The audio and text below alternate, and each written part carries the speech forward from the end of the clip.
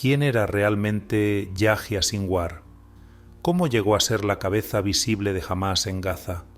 Hoy desentrañaremos su historia y su ascenso al poder dentro de una de las organizaciones más peligrosas del mundo. Yahya Sinwar terminó solo, herido, lanzando un palo contra un dron. Nuevas informaciones confirman que, aunque las familias de los rehenes ya habían sido informadas, ahora se puede compartir públicamente que pruebas de ADN encontradas en el túnel de Gaza, donde se hallaron los cuerpos de 6 rehenes en septiembre, revelan que Sinwar estuvo allí con ellos. Esto lo vincula directamente con la tragedia en la que estos jóvenes israelíes perdieron la vida. Antes de explorar quién era Sinwar, vamos a ver el último video de Yahya Sinwar en sus últimos momentos de vida, sentado solo, herido, con la cara tapada como un cobarde, lanzando un palo contra un dron israelí.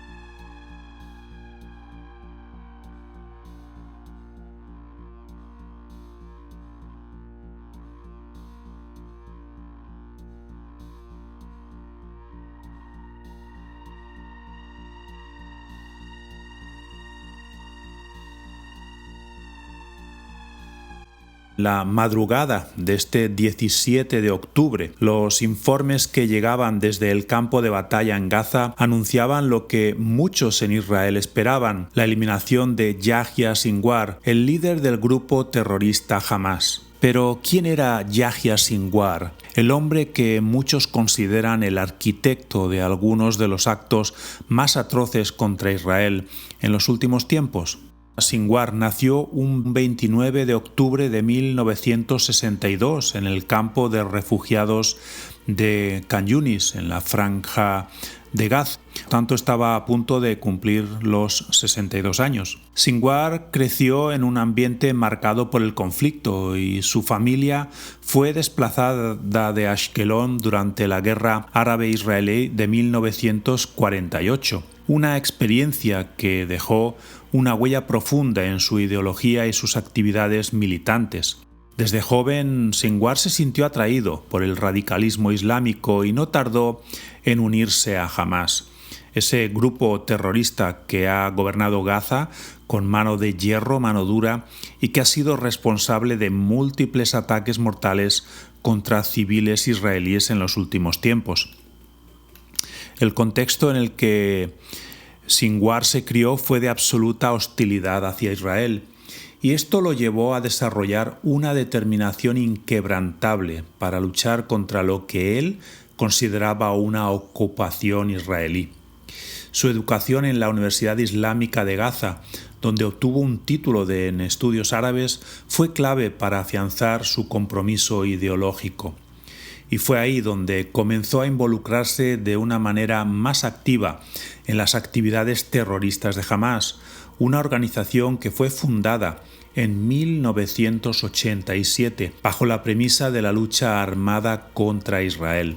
Así que en los años 80, Yahya Sinwar cofundó Majd, un aparato de seguridad interno de Hamás que se dedicaba a identificar y eliminar a palestinos sospechosos de colaborar con Israel. Y este fue uno de sus primeros papeles importantes dentro de la organización. Majd no solo perseguía a colaboracionistas, sino que también se encargaba de hacer cumplir la ley islámica según la interpretación extremista de Hamás.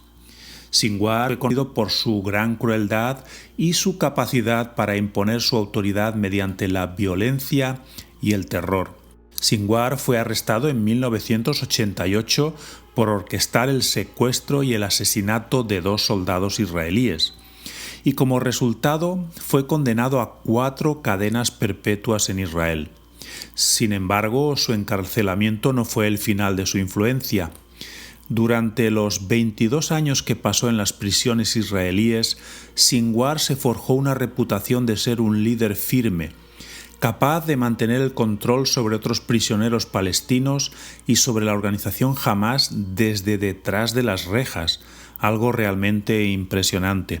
Así que esto solo reforzó su posición cuando fue liberado en 2011, como parte del intercambio de prisioneros por el soldado israelí Gilad Shalit. Este intercambio fue polémico, muy polémico en Israel, ya que muchos temían que liberar a un hombre tan peligroso como Sinwar podría tener consecuencias realmente desastrosas en el futuro, como hemos visto que realmente ha sucedido. No estaban para nada equivocados los que estaban criticando esta liberación. Después de su liberación, Sinwar ascendió rápidamente dentro de las filas de Hamás. Fue elegido como el líder supremo de Hamás en Gaza, sucediendo a Ismail Haniyeh. Este cambio en el liderazgo de Hamás significó un giro aún más radical para la organización, ya que bajo el mando de Sinwar, Hamás adoptó una postura mucho más beligerante, fortaleciendo sus capacidades militares y estableciendo lazos más estrechos con Irán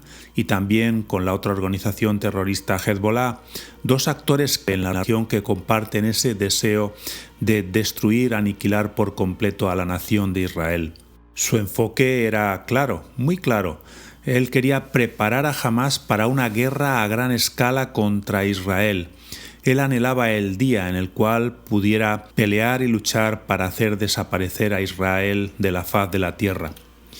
Y este propósito quedó en evidencia el 7 de octubre del año pasado, el año 2023, cuando Sinwar dirigió los ataques más mortales en la historia reciente de Israel. La brutalidad de aquellos ataques conmocionó a todo el mundo y convirtió a Yahya Sinwar en uno de los hombres más buscados por Israel. Desde ese momento, Sinwar se convirtió en el principal objetivo de las fuerzas israelíes, que buscaban día y noche neutralizarlo para así descabezar a la organización Hamás. Sin embargo, Sinwar demostró ser un maestro en el arte de esconderse y de escabullirse, utilizando una extensa red de túneles subterráneos diseñados para proteger a esos líderes de Hamás y permitirles moverse por Gaza sin ser detectados por el ejército de Israel. Sinwar logró evadir los ataques aéreos y todo tipo de operaciones terrestres de las fuerzas israelíes durante semanas y meses. Y esta noticia supone un alivio realmente para muchas familias israelíes que han sufrido los horrores de los ataques de Hamás, pero también plantea preguntas sobre el futuro de Gaza y del avance en el conflicto que ya lleva más de un año. La muerte de Sinwar no significará el fin de Hamás seguramente, pero sin duda será un golpe duro, muy duro para la organización. La eliminación de Yahya Sinwar es un hecho relevante no solo para el presente conflicto entre Israel y Hamás, sino también para la dinámica de poder que tiene que haber siempre dentro de una organización como la de Hamás. Sinwar no era simplemente otro líder dentro de la organización, sino que era un hombre con una visión radical y despiadada, pelear, en batallar, en hacer guerra contra Israel y en la consolidación de alianzas con actores regionales como Irán y Hezbollah. Sinwar también promovió una narrativa en la que el uso de la fuerza y la resistencia armada eran las únicas formas legítimas de oponerse a la presencia de Israel en la región. Rechazaba de manera categórica cualquier intento de resolver el conflicto mediante el uso de negociaciones políticas. Él las veía como una traición a la causa palestina. Y en este sentido, Sinwar adoptó una postura mucho más radical que otros líderes de Hamás que hubieron en el pasado. Al menos habían mostrado interés en encontrar alguna forma de acuerdo, pero Sinwar era tajante en esto y no aceptaba en absoluto que hubiera algún tipo de negociación con Israel. El 7 de octubre del año 2023, cuando Hamás lanzó sus ataques más letales contra Israel, Sinwar demostró hasta qué punto estaba dispuesto a llevar su visión a la práctica. El secuestro de civiles y la masacre indiscriminada no solo fueron tácticas brutales, sino que también eran muy calculadas para poder aumentar la presión sobre Israel, utilizando a los rehenes como una herramienta de negociación. Y esta estrategia ha sido condenada internacionalmente, pero para Sinwar y para sus seguidores era una muestra de fuerza y de resistencia contra su enemigo. Sin embargo, es importante recordar que los acontecimientos que estamos presenciando no solo se entienden desde una perspectiva política o militar, sino también desde un prisma espiritual. La Biblia nos advierte sobre los tiempos de guerra y de conflicto, especialmente en los últimos días que nos está tocando vivir. El profeta Zacarías, en Zacarías 12, versículo 2, el profeta dice: «He aquí, yo haré de Jerusalén una copa que embriague a todos los pueblos de alrededor cuando estén en el asedio contra Jerusalén». Bueno, estas palabras resuenan con fuerza hoy cuando estamos viendo todo el conflicto, cuando vemos a Israel, que es el centro de ese conflicto, un conflicto que parece, pero en el que, según nos dicen las Escrituras, el Señor tiene la última palabra. Y eso es muy cierto. Siempre el Señor tiene la última palabra con todo lo que está sucediendo, especialmente relacionado con Israel. Para los creyentes, este conflicto nos recuerda que la lucha entre el bien y el mal no es solo una lucha física, sino también espiritual. Aunque Sinwar fue un enemigo formidable, sabemos que la batalla final no la decide el poder humano, sino que la decide el poder de Dios.